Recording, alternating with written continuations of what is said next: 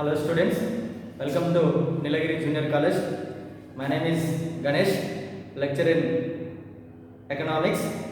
Today we are discuss about units of economics. First year economics లో మనకు ఎన్ని యూనిట్లు ఉంటాయి అనే దాని గురించి డిస్కషన్ చేద్దాం.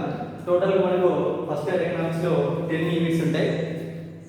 10 యూనిట్స్ ఒక్కొక్క యూనిట్ దేని గురించి ఎక్స్ప్లెయిన్ చేస్తుంది అనే దాని గురించి నేను చెప్తుంటా, మీరు నోట్స్ రాసుకోండి.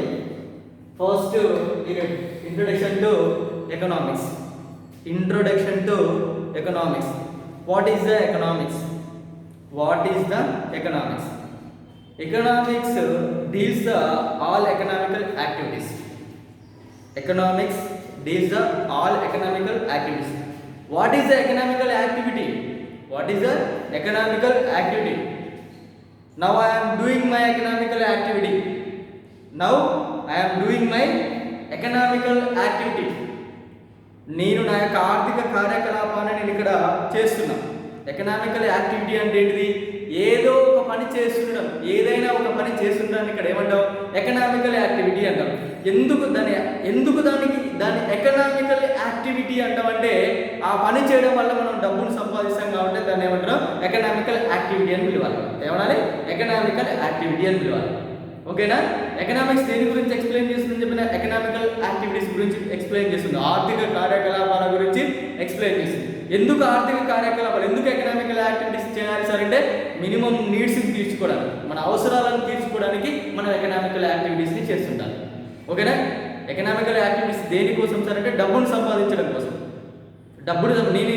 నేను నా యొక్క ఎకనామికల్ యాక్టివిటీ ఇక్కడ చేస్తున్నా, నేను ఇక్కడ చేస్తున్నా కాబట్టి నాకు ఏం సార్? శాలరీ ఇస్తారు. అట్లనే సొసైటీలో ఉన్నటువంటి ఎవ్రీ పర్సన్ కూడా they are doing economical activity. వాళ్ళందరూ కూడా ఏదో ఒక రకమైనటువంటి పనిలో నిమగ్నమై ఉంటారు. ఆల్రెడీ ఏదో ఒక రకమైన పని చేస్తారు. ఈ పని ఆ పని అని వెళ్ళలేదు, పర్టికులర్ ఏదో ఒక పని చేస్తుంటారు. ఎందుకు చేస్తారు సార్ అంటే మినిమం నీడ్స్ తీర్చుకోవాలంటే డబ్బు కావాలి కాబట్టి వాళ్ళు ఒక యాక్టివిటీ చేయాలి, ఏదో ఒక ఎకనామికల్ యాక్టివిటీ చేయాలి, ఏదో రకమైనటువంటి వర్క్ చేయాలి. ఆ వర్క్ని మనం ఎక్కడ ఏమంటాం? ఎకనామికల్ యాక్టివిటీ అంటాం. ఓకేనా? దేనికోసం అంటే అవసరం కోసం, అవసరాలు తీర్చడం కోసం.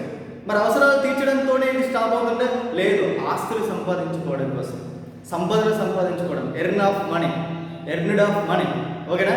వెల్త్, సంపదలు సంపాదించుకోవాలంటే ఏం చేయాలంటే యాక్టివిటీస్ చేయాలి, ఏదో రకమైనటువంటి యాక్టివిటీస్ చేయాలి.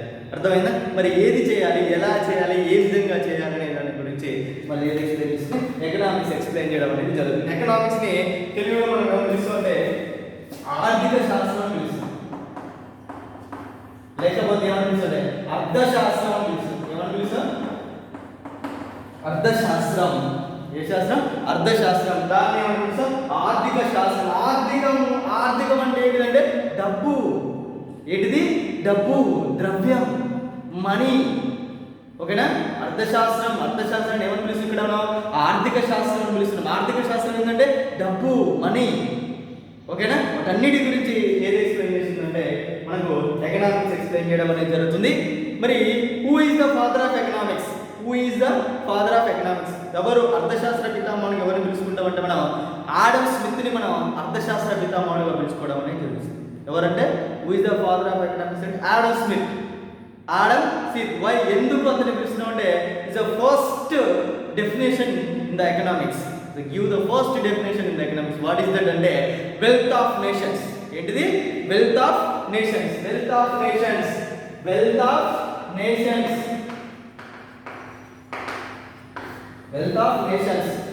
దేశాల సంపద. ఏంటిది? దేశాల సంపద అనేటటువంటి డెఫినేషన్ ని మనకు ఎకనామిక్స్ లో ఫస్ట్ ఇంట్రడ్యూస్ చేసినటువంటి ఎకనామిక్స్ ఎవరంటే ఆడమ్ స్మిత్. ఎవరు? Adam Smith. అందుకని అతను ఏమని పిలుస్తున్నాం అంటే మనం ఫాదర్ ఆఫ్ ద ఎకనామిక్స్ గా పిలుచుకోవడం అనేది జరుగుతుంది. ఏమని పిలుచుకుంటున్నాం? ఫాదర్ ఆఫ్ ద ఎకనామిక్స్ అని పిలుచుకోవడం అనేది జరుగుతుంది. ఓకే, ఆయన ఏమంటాడు తెలుసా? An inquiry into the nature, causes of wealth of nations అంటారు. Causes of wealth of nations. An inquiry into the nature, causes of wealth of nations. దేశాలు సంపదను ఏ విధంగా సంపాదించుకోవాలో, దేశాలు సంపదను ఏ విధంగా సంపాదించుకోవాలో అర్థశాస్త్రం ఎక్స్ప్లెయిన్ చేస్తుంది, ఎకనామిక్స్ ఎక్స్ప్లెయిన్ చేస్తుందని ఆడమ్ స్మిత్ చెప్పడం అనేది జరిగింది.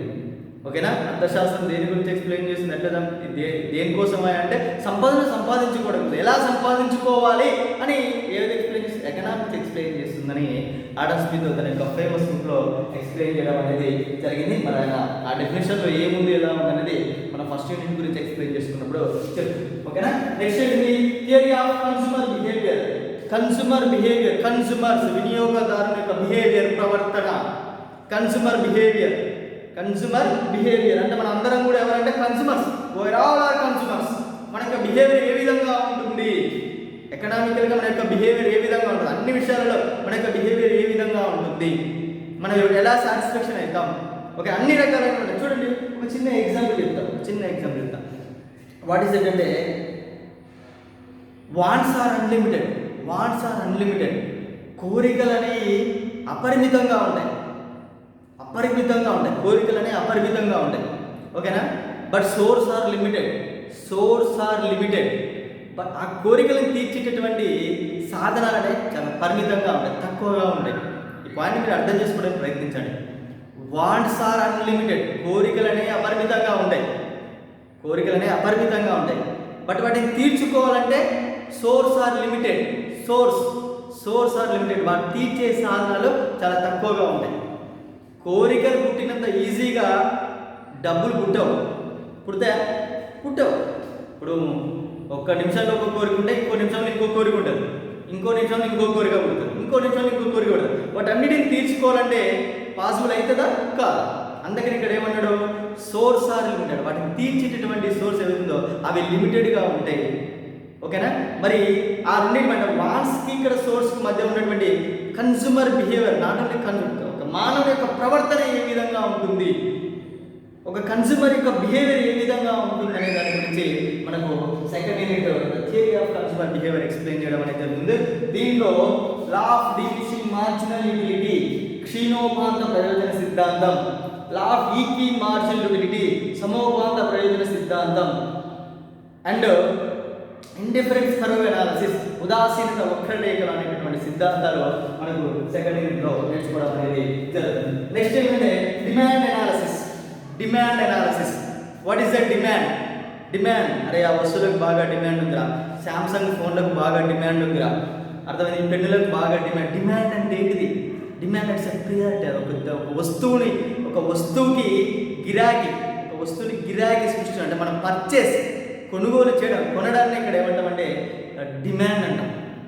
డిమాండ్ అంటే ఏంటి సార్ అంటే మనం బాగా ఒక వస్తువుని కొంటే దానికి డిమాండ్ సృష్టిస్తాం. ఏ వస్తువునైతే కొంటున్నామో దానికి డిమాండ్. కొనడం ఇక్కడ ఏంది, కొనడం, అర్థమైందా? ఏ వస్తువునైతే కొంటున్నామో బాగా కొంటే దాన్ని ఏమంటే డిమాండ్ సృష్టి. దేన్ని కొంటే డిమాండ్ సృష్టించాలి. ఓకేనా, మరి డిమాండ్ అనాలిసిస్ ఏ విధంగా ఉంటుంది అంటే డిమాండ్ అనాలిసిస్ ఏ విధంగా ఉండడం ఏంటంటే అంటే సొసైటీలో డిఫరెంట్ టైప్స్ ఆఫ్ గూడ్స్ ఉంటాయి, డిఫరెంట్ టైప్ ఆఫ్ బిహేవియర్స్ ఉంటాయి.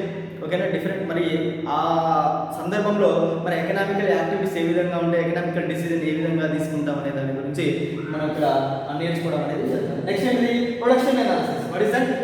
ప్రొడక్షన్ అంటే ఏంటిది? ప్రొడక్షన్ వస్తువులను తయారు చేయడానికి ఇక్కడ ఏమంటే production, made the goods, make the goods. ఓకేనా, ఏ వస్తువులను తయారు చేస్తున్నాం, ఎందుకు వస్తువులను తయారు చేస్తున్నాం, దేనికోసం వస్తువులను తయారు చేస్తున్నాం, what do the produce goods, whom do the produce goods, why do the produce goods, ఎవరి కోసం, ఎందుకోసం, ఎలా యూజ్ చేస్తున్నా అనే దాని గురించి మనకు ప్రొడక్షన్ అనాలిసిస్ తెలియజేయడం అనేది explain the production analysis. Next ఏంటంటే మార్కెట్ అనాలిసిస్. అంటే ప్రొడ్యూస్ అయినటువంటి గూడ్స్ని, ప్రొడక్షన్ చేసినటువంటి గూడ్స్ని మార్కెట్లో మనం ఏ విధంగా సేల్ చేస్తాం, మార్కెట్లో ప్రైజెస్ అని ఏ విధంగా ఉంటాయి. ఓకేనా, ఆ ప్రైస్కి మనం కొంతమా కొనమా, అక్కడ మన యొక్క బిహేవియర్ ఏ విధంగా ఉంటుంది, సెల్లర్స్ యొక్క బిహేవియర్ ఏ విధంగా ఉంటుంది, బయ్యర్స్ యొక్క బిహేవియర్ ఏ విధంగా ఉంటుంది అనే దాని గురించి మార్కెట్ అనాలిసిస్ మనకు తెలియజేయడం అనేది జరుగుతుంది. నెక్స్ట్ ఏంటంటే theories of the product distribution. ఏంటిది? డిస్ట్రిబ్యూషన్ అంటే సిద్ధాంతాలు. ఇక్కడ అంటే మనకి ఏమన్నా ప్రొడక్షన్ ఫ్యాక్టర్స్ ఉంటాయి అనమాట, ల్యాండ్, లేబర్, క్యాపిటల్, ఆర్గనైజేషన్. ఓకేనా, ఈ సిద్ధాంతాలు, ఈ థియరీస్ గురించి మనకి ఏదో ఎక్స్ప్లెయిన్ చేస్తుంటే ఈ డిస్ట్రిబ్యూషన్ మీద మనకి ఎక్స్ప్లెయిన్ చేయడం అనేది జరుగుతుంది. నెక్స్ట్ ఏంటి? National income theory of employment and public financial, money and banking and inflation, basic statistics for economics. అంటే 7th, 8th వీటన్నిటిని మనం ఏమన్నామంటే మాక్రో ఎకనామికల్ అనాలిసిస్ అనాలి. Macro economical analysis. ఓకేనా? మరి first second third fourth fifth 16 unit వరకు కూడా అంటే 1 to 6 ఉన్నటువంటి ఏంటంటే మైక్రో ఎకనామికల్ అనాలిసిస్. ఇదేమో మైక్రో అనాలిసిస్. ఓకేనా? 7 నుంచి 10 వరకు ఉన్నదేమో మాక్రో అనాలిసిస్. అంటే ఎకనామిక్స్ లో మనకు ఎన్ని ఫస్ట్ ఇయర్ ఎకనామిక్స్ లో ఇటు మైక్రో ఎకనామిక్స్ గురించి చదువుకున్నాం, ఇటు మాక్రో ఎకనామిక్స్ గురించి కూడా ఎక్స్ప్లెయిన్ చేసుకోవడం అనేది జరుగుతుంది. మాక్రో ఎకనామిక్స్ ఏం చెప్తున్నారు కదా, నేషనల్ ఇన్కమ్ అనాలిసిస్ గురించి ఎక్స్ప్లెయిన్ చేస్తాం. నెక్స్ట్ ఏంటిది theory of employment and public finance గురించి ఎక్స్ప్లెయిన్ చేసుకుంటాం. నెక్స్ట్ ఏంటిది money, banking and inflation theory. Inflation అంటే మనీ అంటే ద్రవ్యం, బ్యాంకులు ద్రవ్యోల్బణం ఏ విధంగా ఉంటుంది, ఎలా ఉంటుంది అనే దాని గురించి ఎక్స్ప్లెయిన్ చేస్తాం. నెక్స్ట్ ఏంటిది బేసిక్ స్టాటిస్టిక్స్ ఫర్ ఎకనామిక్స్ అంటే స్టాటిస్టికల్ డాటా, స్టాటిస్టిక్స్ మనకు ఎకనామిక్స్ లో ఏ విధంగా యూజ్ ఉంటుంది అనే దాని గురించి ఎక్స్ప్లెయిన్ చేస్తాం. టోటల్ గా మనకు ఫస్ట్ ఇయర్ ఎకనామిక్స్ లో 10 యూనిట్స్ ని మనం చదువుకోవడం అనేది జరుగుతుంది.